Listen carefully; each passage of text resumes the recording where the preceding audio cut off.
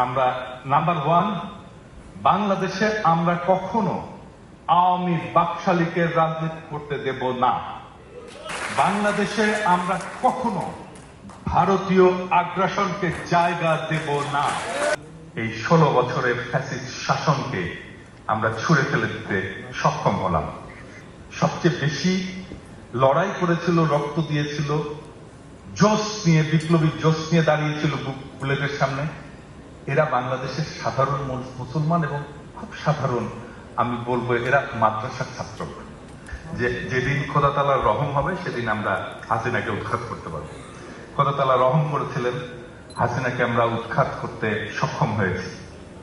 আমাদের নিজেদের মধ্যে অনেক অনৈক্য, নিজেদের মধ্যে অনেক মারামারি, বিভ্রান্তি, সন্দেহ, অবিশ্বাস এই সমস্ত এসছে। অনেকে আমাকে জিজ্ঞেস করে বাংলাদেশ কি ঠিক রাস্তায় যাচ্ছে?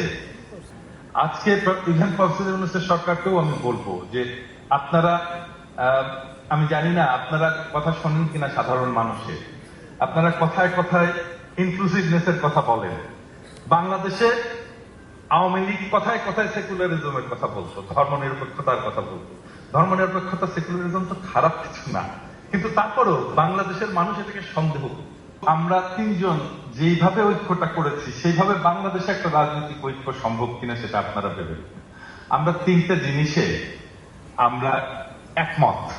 আমরা নাম্বার ওয়ান, বাংলাদেশে আমরা কখনো আওয়ামী বাকশালীকে রাজনীতি করতে দেব না। নাম্বার টু, বাংলাদেশে আমরা কখনো ভারতীয় আগ্রাসনকে জায়গা দেব না। নাম্বার থ্রি, বাংলাদেশকে আমরা একটা ইনসাফ সাম্যের রাষ্ট্র হিসেবে পরিণত করব।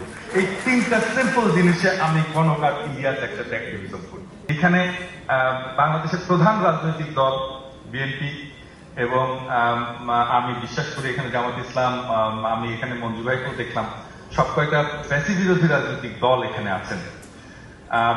সবাইকেই আমি একটা জিনিস স্মরণ করিয়ে দিতে চাই, ফ্যাসি বিরোধী আন্দোলন, হাসিনা বিরোধী আন্দোলনে সবচেয়ে বেশি জেহাদি ভূমিকা যারা পালন করেছে তারা কিন্তু কোনো রাজনৈতিক শক্তি না, তারা খুব সাধারণ। সবচেয়ে বেশি লড়াই করেছিল, রক্ত দিয়েছিল, জোশ নিয়ে, বিপ্লবী জোশ নিয়ে দাঁড়িয়েছিল বুলেটের সামনে। এরা বাংলাদেশের সাধারণ মুসলমান এবং খুব সাধারণ, আমি বলবো এরা মাদ্রাসার ছাত্র। এবং এরা কখনো স্টেট দাবি করেন। এরা জানতো যে হাসিনার শাসন যদি টিকে থাকে তাহলে বাংলাদেশে এমনকি তার ধর্ম পালন করাটাও অসম্ভব হয়ে যায়। আমি সবাইকে আহ্বান করব, ওনাদের কথাটা স্মরণ রাখবেন, ওনাদের আত্মত্যাগটা স্মরণ রাখবেন, ওনাদের লড়াইটা স্মরণ রাখবেন।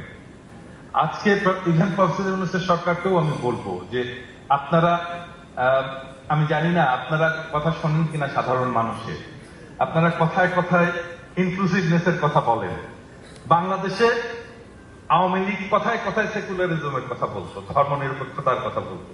ধর্মনিরপেক্ষতা, সেকুলারিজম তো খারাপ কিছু না, কিন্তু তারপরেও বাংলাদেশের মানুষ এটাকে সন্দেহ করত।